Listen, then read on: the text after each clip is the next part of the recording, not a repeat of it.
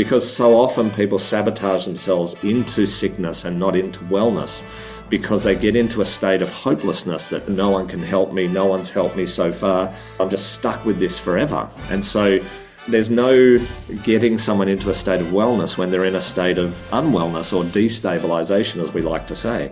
So half the journey is to prepare yourself for wellness. Cue music. Places, everybody, places. We're starting in 3, 2. Welcome to the Autoimmune Hour, where we look at the rise of autoimmune disorders. I've brought together top experts that range from doctors, specialists, nutritionists, researchers, and even those recovering from autoimmune to bring you the latest, most up-to-date information about autoimmunity and how to live your life uninterrupted. Thank you for joining us here on the Autoimmune Hour with Sharon Sayler.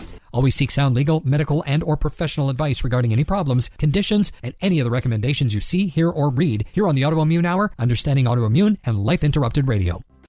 Join the Autoimmune Hour's Courage Club. Sign up now at understandingautoimmune.com. Now, back to your host, Sharon Sayler.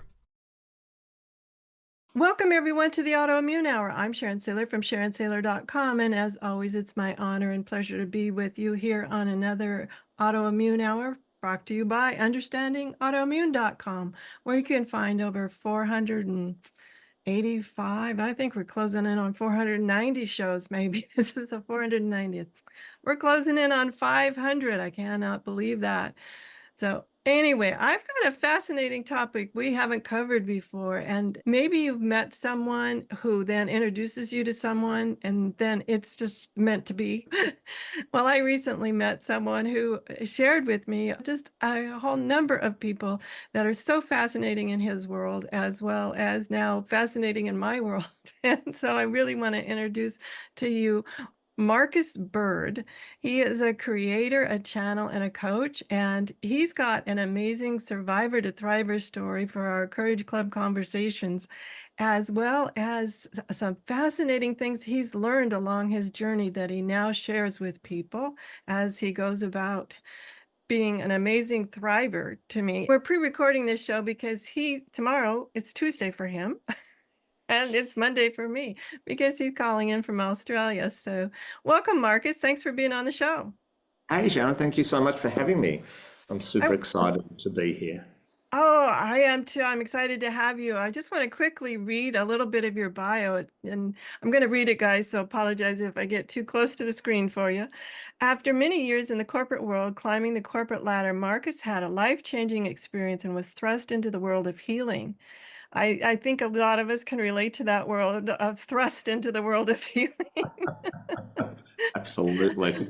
Yeah, Definitely. it wasn't something that was on my calendar date either. When Marcus gave himself chronic fatigue syndrome, little did he know that it would change his life completely from corporate Jedi to channel, healer, teacher of the ancient information.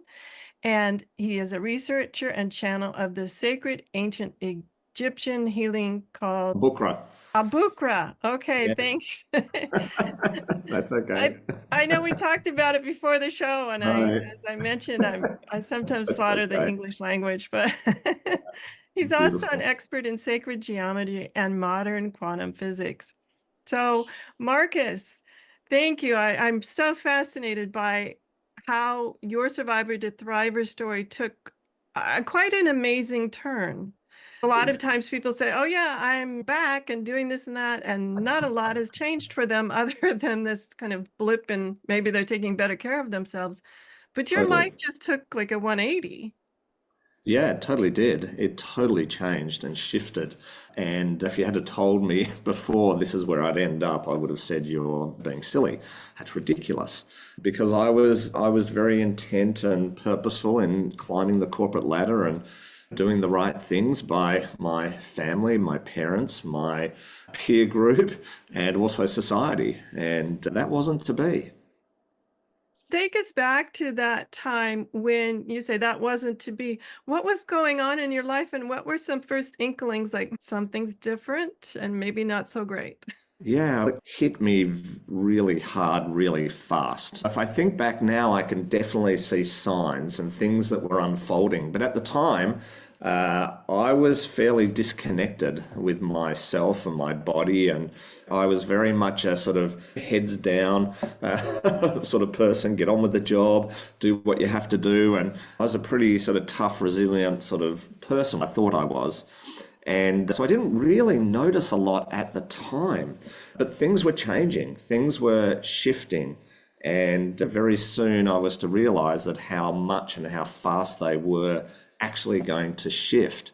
And so I had a sort of a sudden experience, if you will.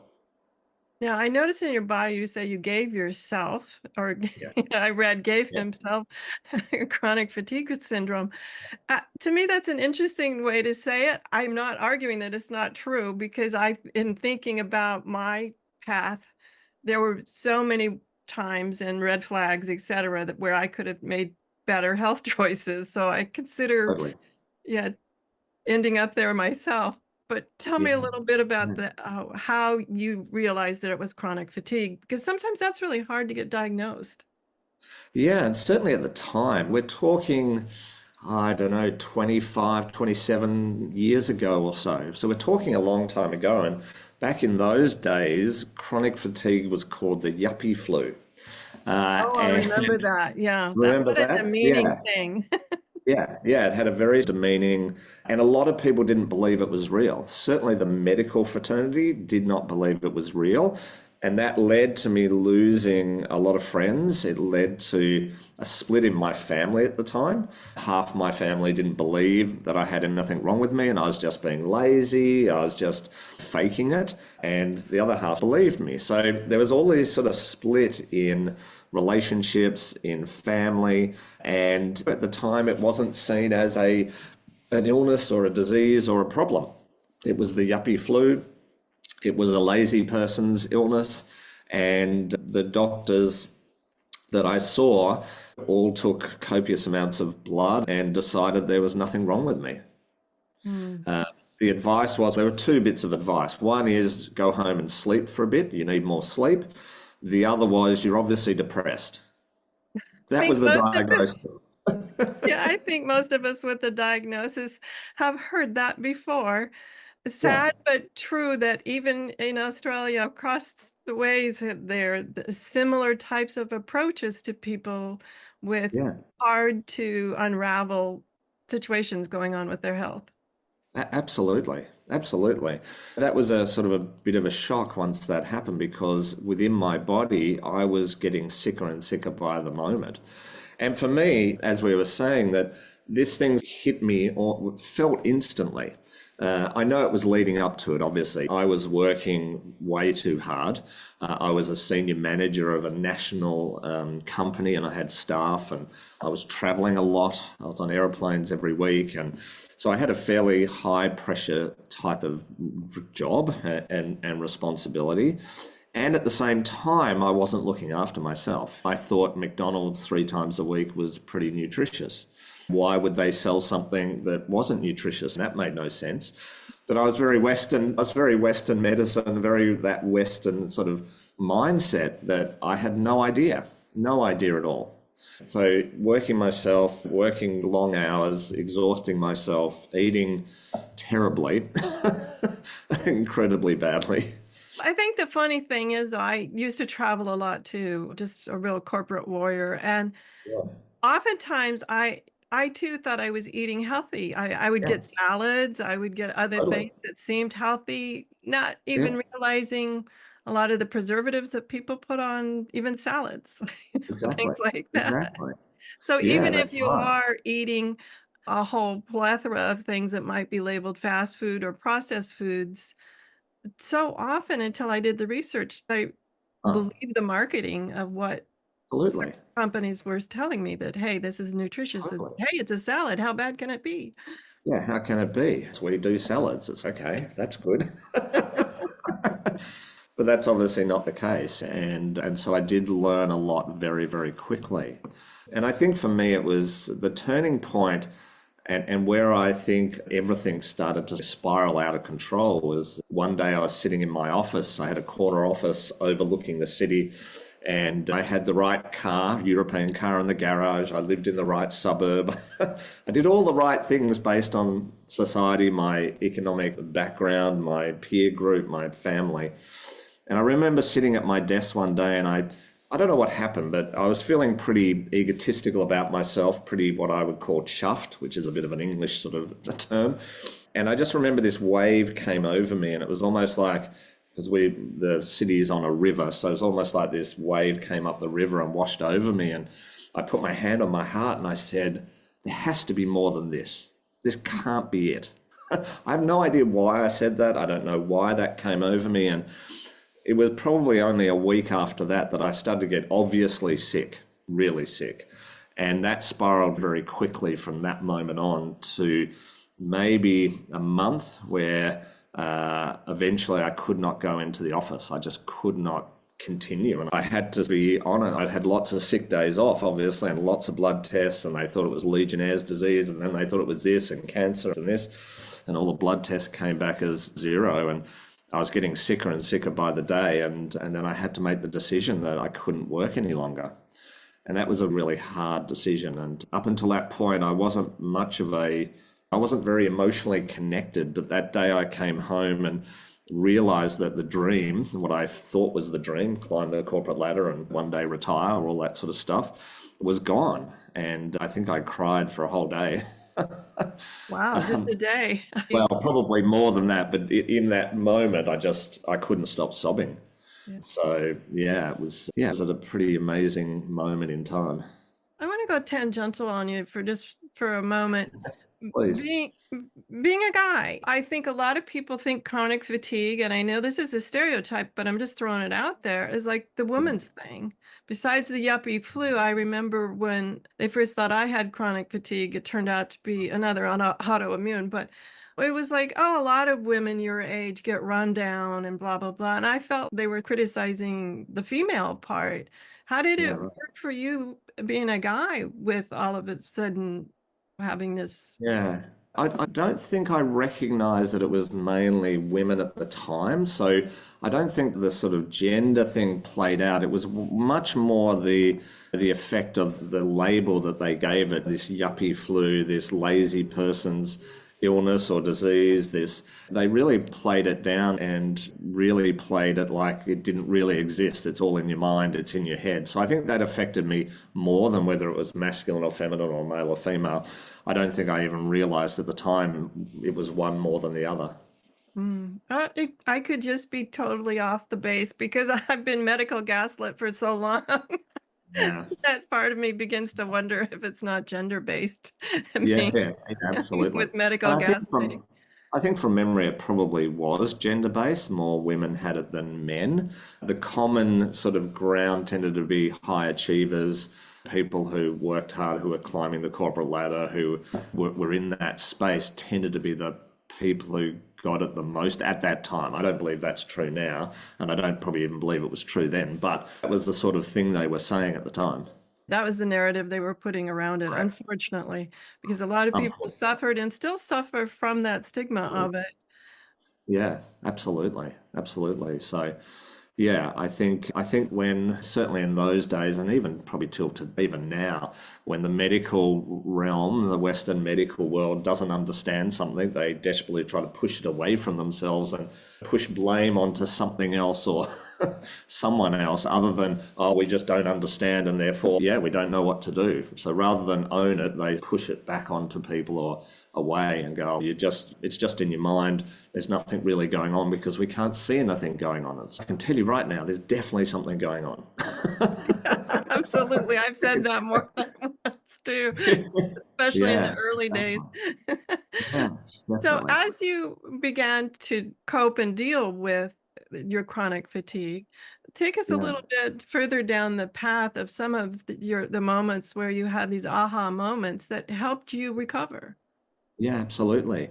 I think after the initial sort of shock of it and that I was now at home, and really the first sort of moment I had once I was now permanently disabled, if you will, or in a compromised position at home, I couldn't work. I really couldn't go out anywhere. I couldn't have any stimulus of any sort. So I couldn't watch the telly or listen to the radio or talk to anyone on the phone. So I was really this isolated, trapped person now. And that was a pretty strange moment. And I think my first sort of epiphany was that no one's coming to save me. No one's coming to give me any idea of what I had, because I didn't know I had chronic fatigue at the time, right? I had no idea what I had. And by now I'd seen probably 3 different doctors. They'd all given me the same non-diagnosis. And I was left to my own devices. And I had a moment, I remember, where I said, okay, there's 2 options here. Or I feel there's 2 options, right? Because I didn't know whether this was life-threatening or whether, who knows, no one knew what it was. So I said, okay, I've got 2 choices. Either I die or I survive.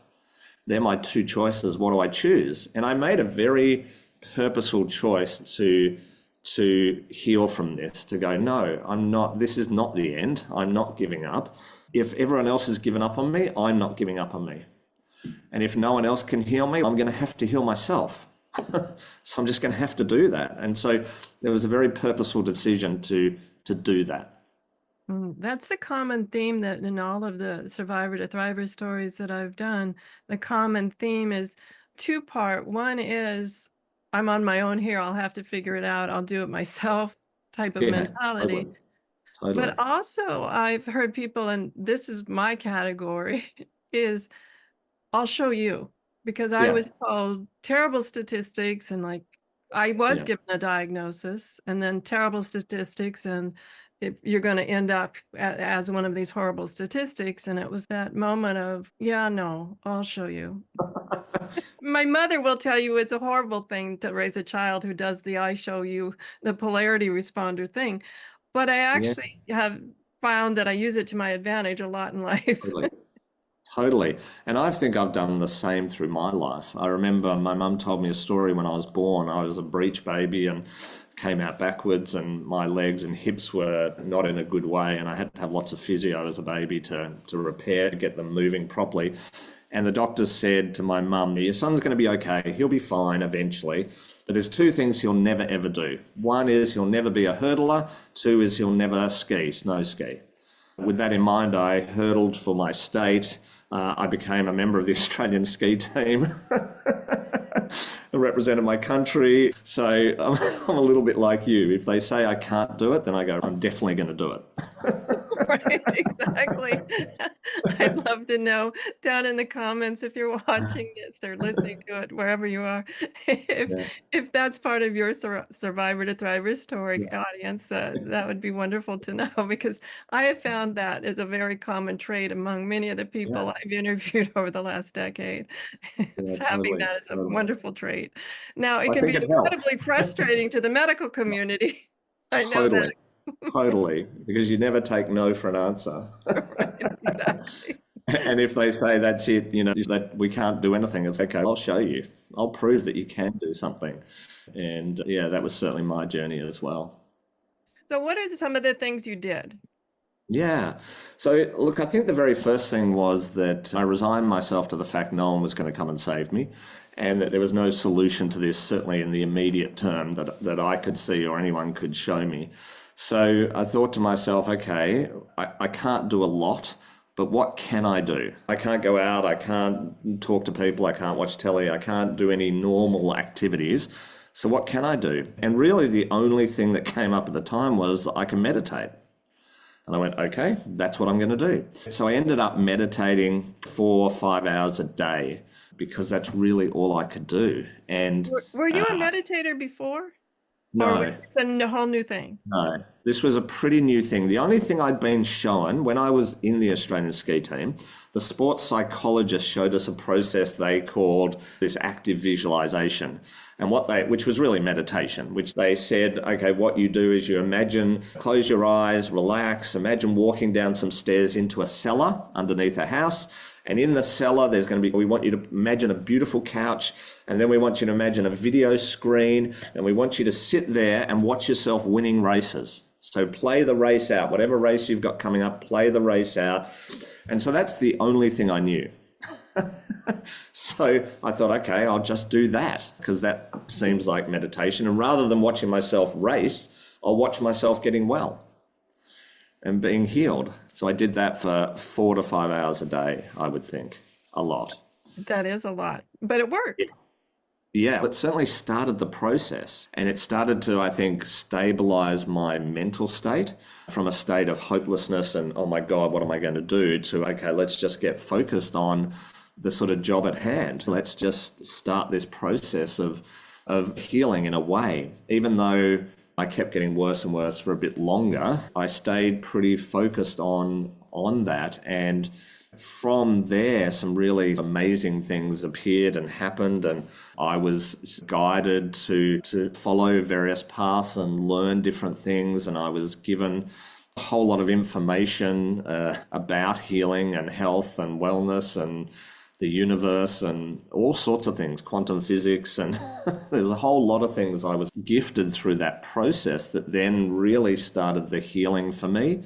And then, of course, a number of serendipitous things appeared. And in particular, a friend of mine said, I know someone who's got something similar to you, and they've called it chronic fatigue syndrome. And I'm like, okay, what is, I don't know what that is. I met with this person who had chronic fatigue or had been diagnosed with chronic fatigue. And that led into a whole lot of other things that opened up a world of natural therapies. I was linked in with a beautiful integrative medicine doctor called Dr. Brighthope, which I think is a beautiful name for a doctor, right? Beautiful name. Great name. Yeah. And so eventually I went to see him, and he then started to talk to me about nutritional medicine and vitamin therapy and a whole range of things. And that sort of gave me the next sort of jump of hope. He diagnosed it. He said, this is what you've got, and we have quite a bit of success with people, and here's the protocol we're going to put you on. And I kept meditating at the same time and downloading or receiving lots of information about myself and the universe and how I could heal. And so I started healing emotional issues. I started healing family issues. I started to heal on a sort of a multidimensional level. And I think a lot of these types of issues or illnesses or situations are multidimensional. It's not just now you're sick. It's actually your whole diet is not nutritional enough to support you, plus your emotions, plus past traumas, plus all of these sort of aspects that came together and collide together to create this type of illness that I had. And so I started working very much multidimensional and tackling things from every angle possible to create healing in a very quick period of time compared to a lot of people. I've heard that too. And from my own history is that I started the show just 4 months after my diagnosis, mostly Wow. because I wanted to learn about it myself. And I figured, well, if I want to know, maybe other people do too, right? Yeah, perfect. So I Perfect. started the show. But when I started, it was definitely just the physical layer, Yeah, talking to medical professionals, just the physical layer. How do I fix my skin? How do I fix a yeah, headache? Whatever it is.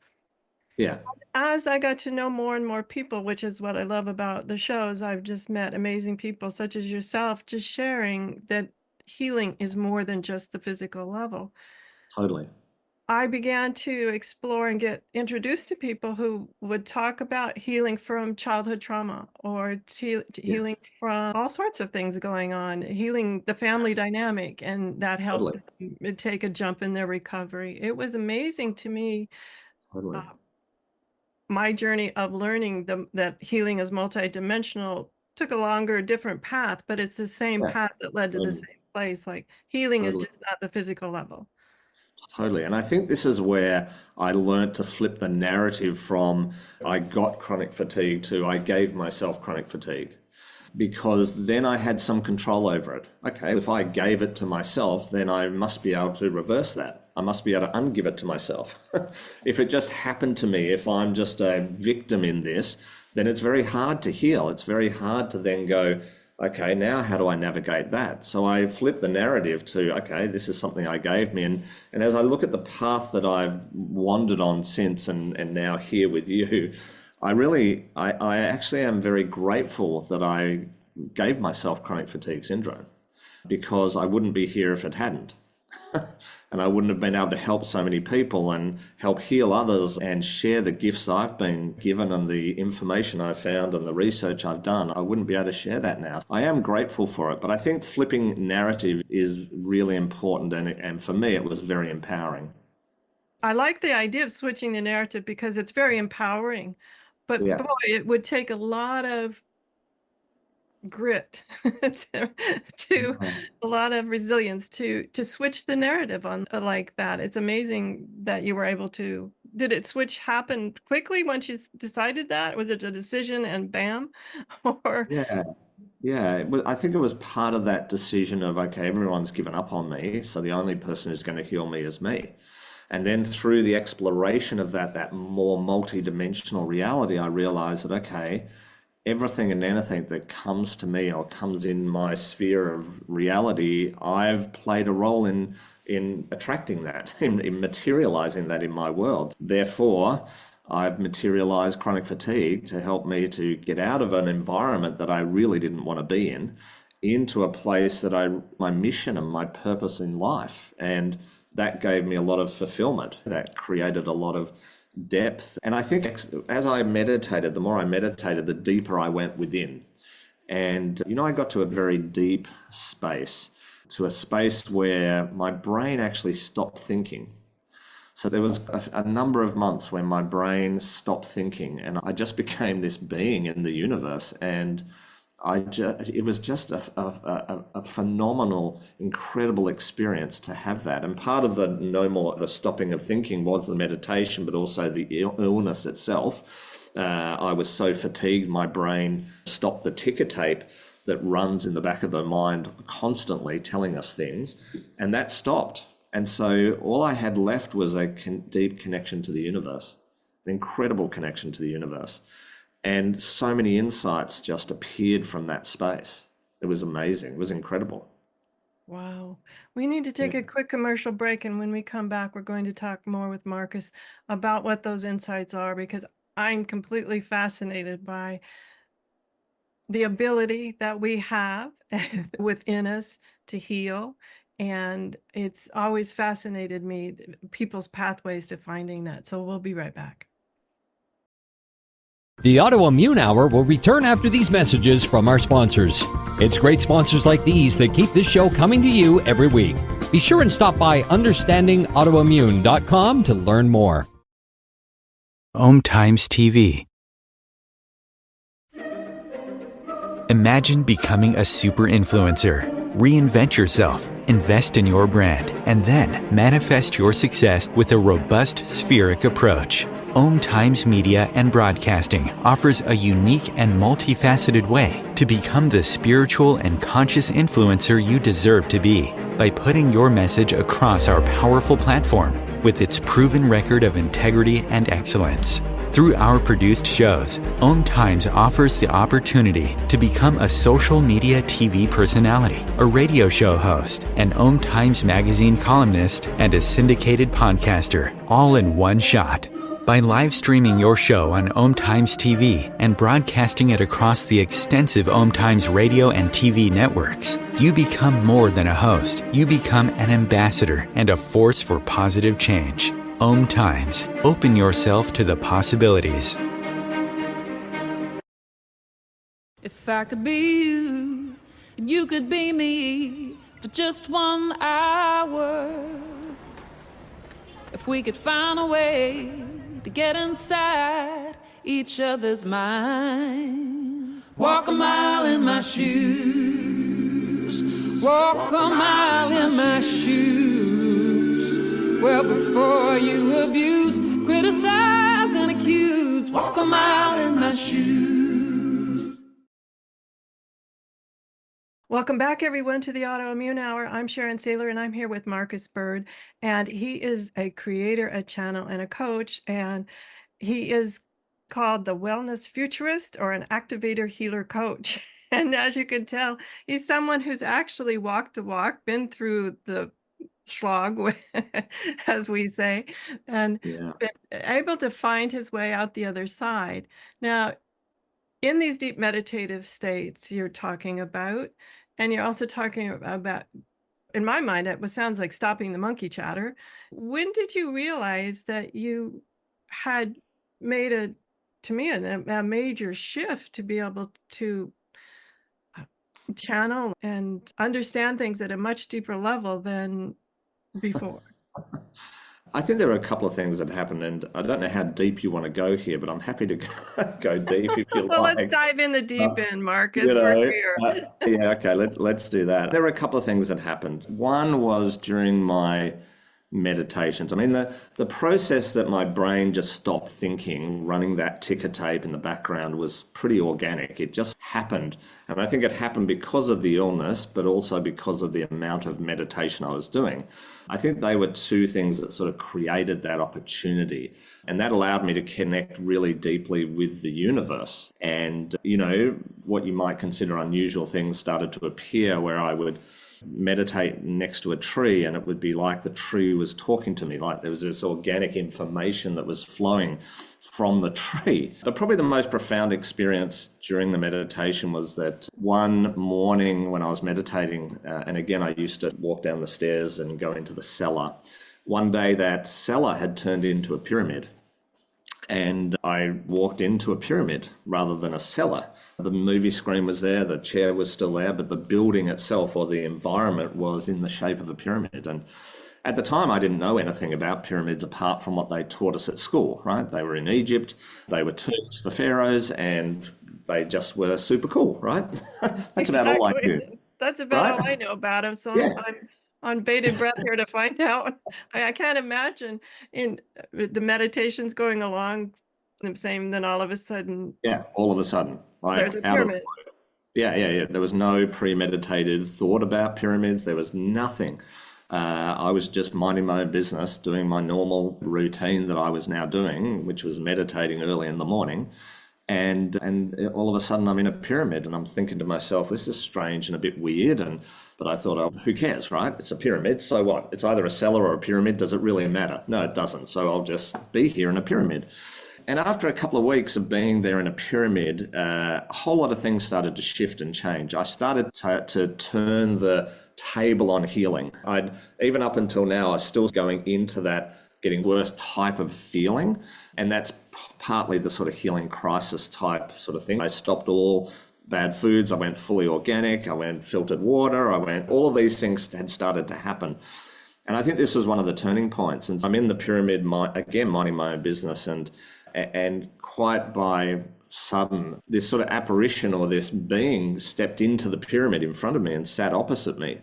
And again, this might sound weird and strange, but lots of serendipitous moments and amazing things unfolded from this moment on. And this sort of apparition or this being sat there and said that in 2 weeks, I'm coming back with another being, and we're going to give you some information you need to take to the planet. It's information about healing for you, but it's also information about healing for others. And again, at the time, and this was a voice, not my voice. Sometimes when you hear things, it comes through your own voice. This was not my voice. This was a totally separate voice. And so I just went, okay, sure, whatever. And I'm sick and I'm thinking, oh, this is just fun. I'm just making stuff up. And 2 weeks to the day that happened, the other being came through the pyramid, and they sat down and started talking to me about what they needed me to transcribe. And they just started talking about amazing things about the universe, about planets, about civilizations throughout the universe, about quantum physics, about maths, about healing, about the human body, so many things. And this went on every single day for years and years, actually, but in particular around this time, it went on for a long time, quite intensely.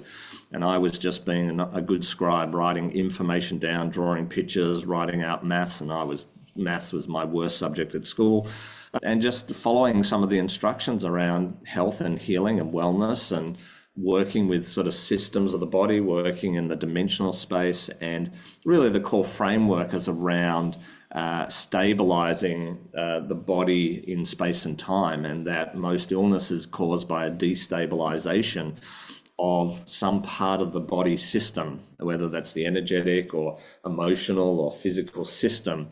There's a destabilization that occurs, and if you can restabilize that and reharmonize, then the resonant field starts to become complete again, and then the body starts to heal itself. So there was a lot of information around that sort of concept.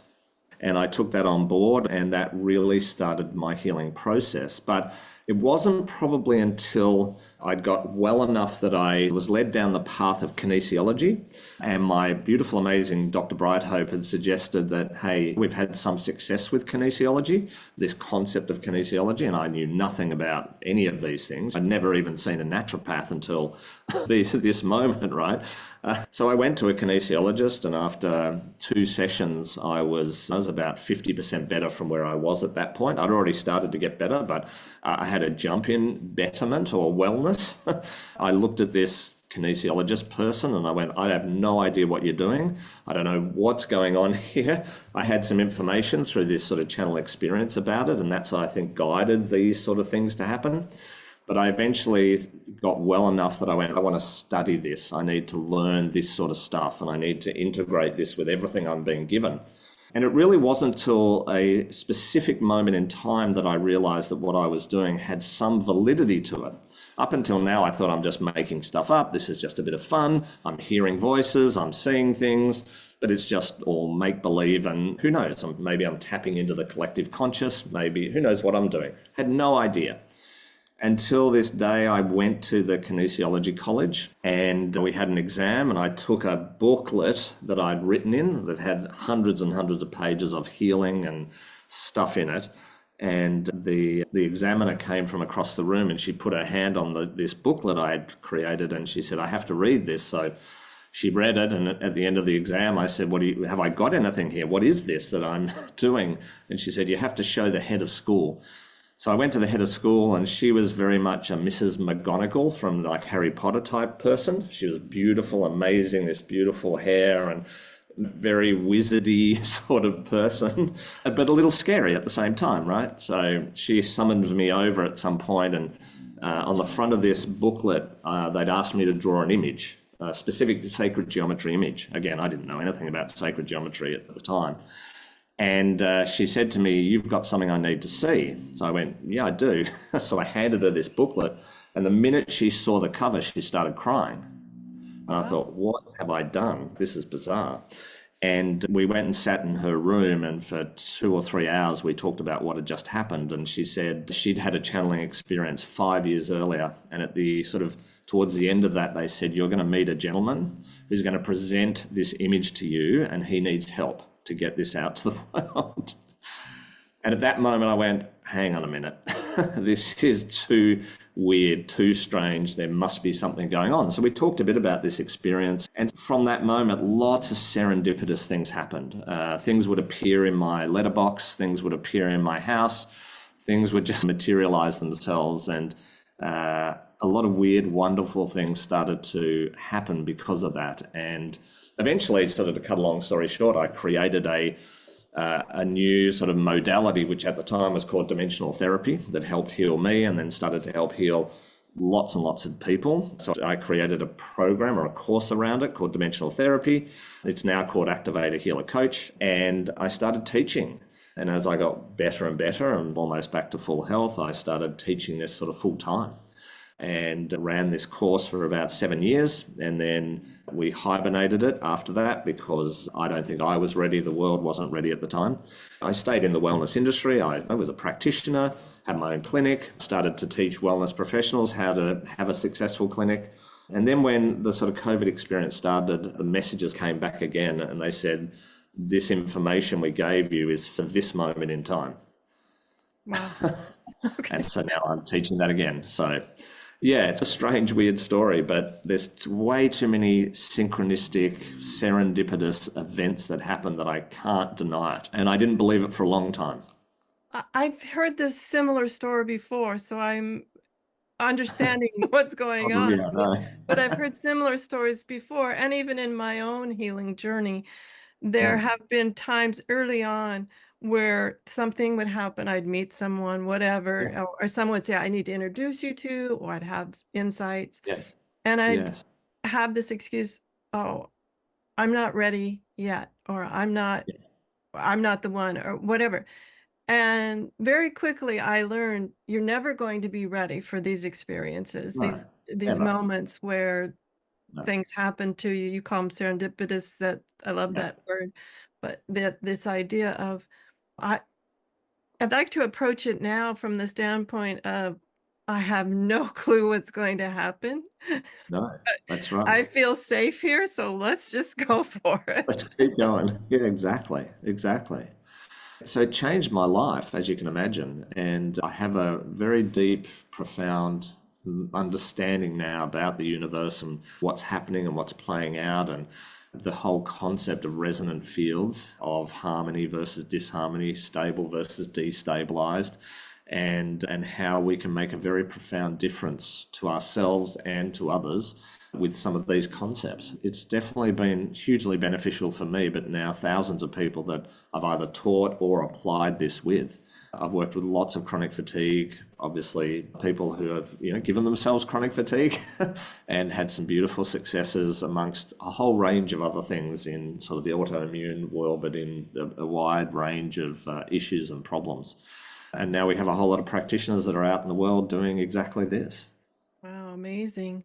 Yeah. If you were to just offer a couple of ideas on how to open the space up for transformation, or open the space up for allowing something to happen, what would you tell people that maybe you did or that you have since learned is something as a way to make space for healing, make space for change?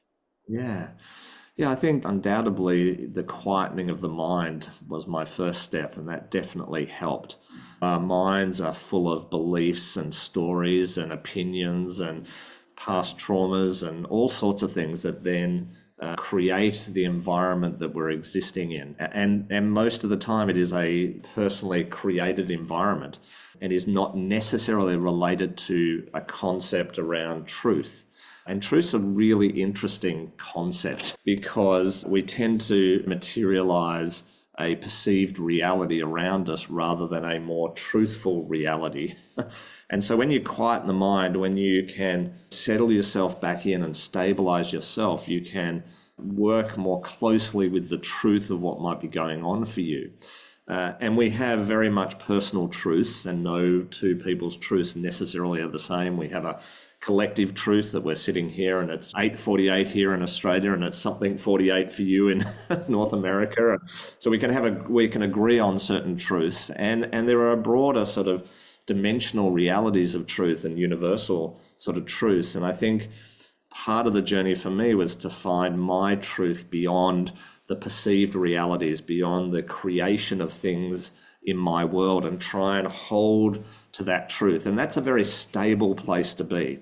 And it's not saying that my truth is the ultimate truth, the only truth, the best truth. It's just saying that rather than continually kidding myself or continually eluding or creating delusion for myself, I try as much as possible to hold an alignment and a stability within that truth for me. And certainly a lot of the teachings that are happening right now, because we are making what I would call a dimensional shift collectively at the moment. In the past, we have dimensionally shifted individually, like I did with chronic fatigue and my experience. I would call it dimensional shift. You mentioned it's a whole 180-degree shift. I think for me, that is very much a dimensional sort of shift that happened for me.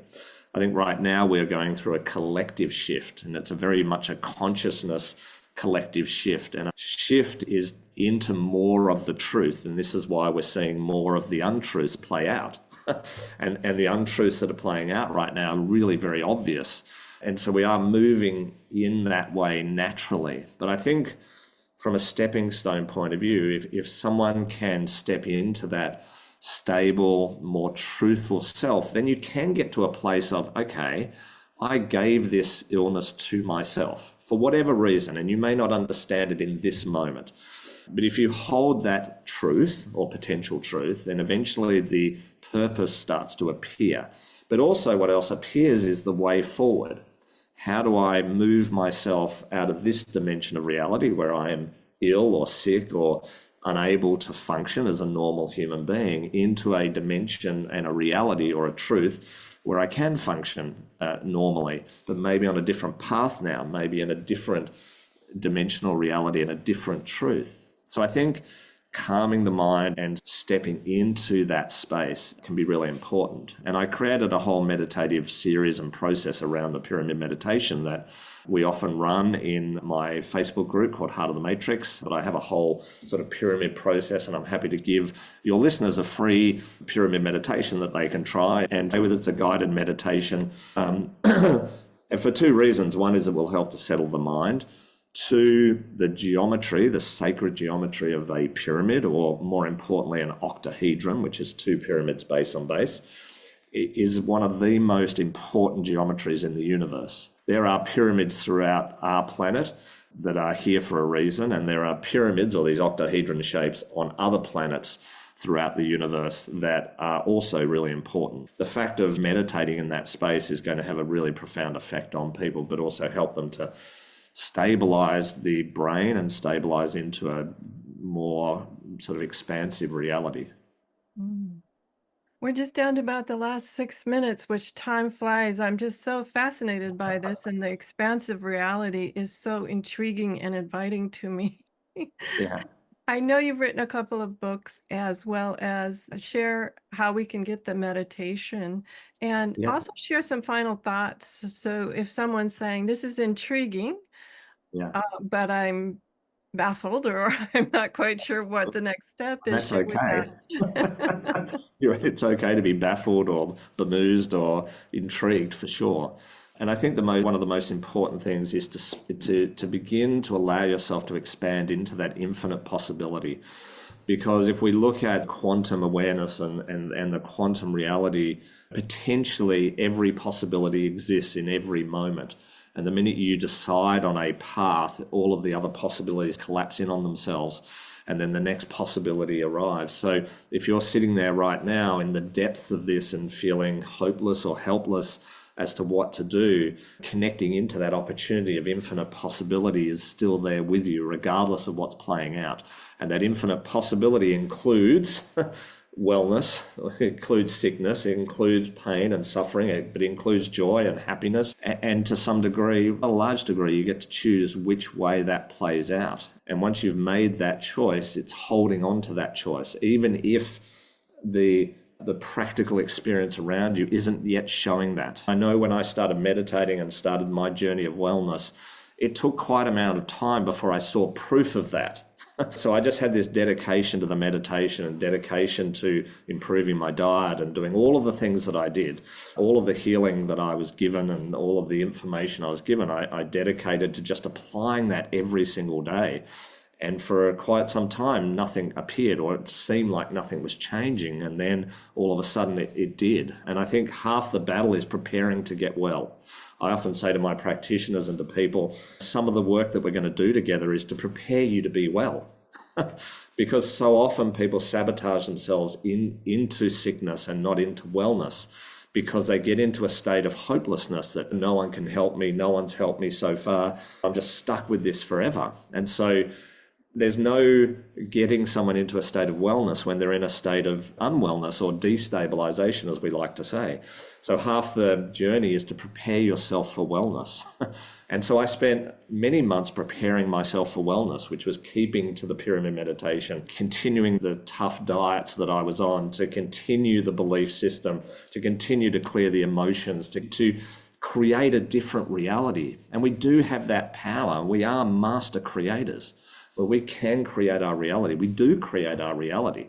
But sometimes reality creation is delayed. We are in a dimension right now where things are delayed, and thankfully they are, because if our thoughts instantly created what we were thinking, we'd be in all sorts of trouble, because we haven't got command of our consciousness yet. And part of my mission is to move 1% of the population to a cosmic conscious state, which is a state of more control over that consciousness, which means we can materialize things much, much faster, whether that's wellness or money or time or energy or clients or whatever it is you're looking to materialize. When you have control of your consciousness, then you can materialize things much, much faster. And stepping into the infinite possibility is an important state, and preparing yourself for wellness is part of that journey. Then you're not thinking, oh my God, I'm doing all this meditation, I'm not getting well, I should be getting well. It's no, you're still preparing yourself for wellness, because wellness tends to be this curve that nothing seems to happen for a long time sometimes. Feels not much is changing, even though it is. But because of the mindset you're in, because of the reality you're creating, you don't notice the shifts and changes. And then all of a sudden it seems to spike and it's, wow, all of a sudden I'm better or getting better. And it's, how did that happen? It's been happening. But you're preparing yourself for that moment where you do the 180-degree shift, where everything changes in your world. I love that. We're going to have you back, Marcus, because I have so many questions, but we're just about out of time. I love all of these ideas, and thank you for sharing them with us. Share with the audience where they can find the meditation that you mentioned, as well as Absolutely. any other contact information you'd like to share. Yeah, probably the best place to go is the Heart of the Matrix Facebook group.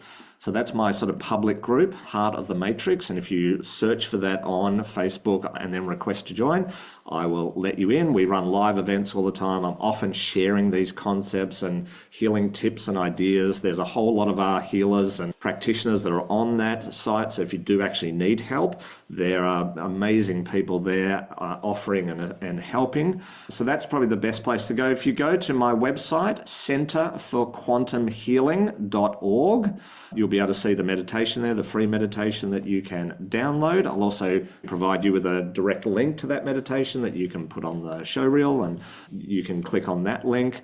And they're probably the best places to go to interact and to find out more. And I obviously announce live events that I'm running in Heart of the Matrix, any sort of public events I'm running, and that would be a great place to interact and get to know each other a bit more and receive some of this information. Thank you, Marcus, for sharing so much and sharing the possibilities. I think that's the important thing for people to know instead of staying stuck, is to open your mind and explore possibilities. Absolutely. And anything's possible. Wellness is possible. It's all possible. And both you and I are living proof of that possibility. Oh, absolutely. I remember very specifically several doctors saying, why are you fighting it? Just get used to it. This is the diagnosis. Don't you love that? Oh my God. So helpful, right? And in my case, really it was helpful because it spurred me on, but I don't think it's really helpful. Anyway. It's not. But loved being here. Thank you so much for having me on the show, and thank you everyone for listening. And yeah, hopefully that helps. Thanks for sharing, Marcus. I love sharing multiple opportunities to visualize possibilities and other ways of being and thinking, because it's only then that we can change, and we can change our world is if we open up our minds and saying, I don't know, let's explore. So let's take a look.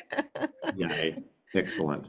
So everyone, that's Marcus Bird, and we'll have his information up over at Understanding Autoimmune as well. And have a great week, whatever your adventures. Thanks for joining us. And if you're watching us on YouTube, if you would please kindly subscribe to the show. It helps us grow the show and get the message out in a much bigger way. If you're listening to the audio on the multiple channels that are available to you, please follow the show as well to get the algorithms going in a really positive direction. And let's make that happen. Marcus will envision the show doing this steady growth and then watch us skyrocket. So please, community, be part of that journey for us. As I said, have a great week, whatever your adventures. Join me next week for another brand new show. Enjoy. Only. The information should never be used for any legal, diagnostic, or treatment purposes.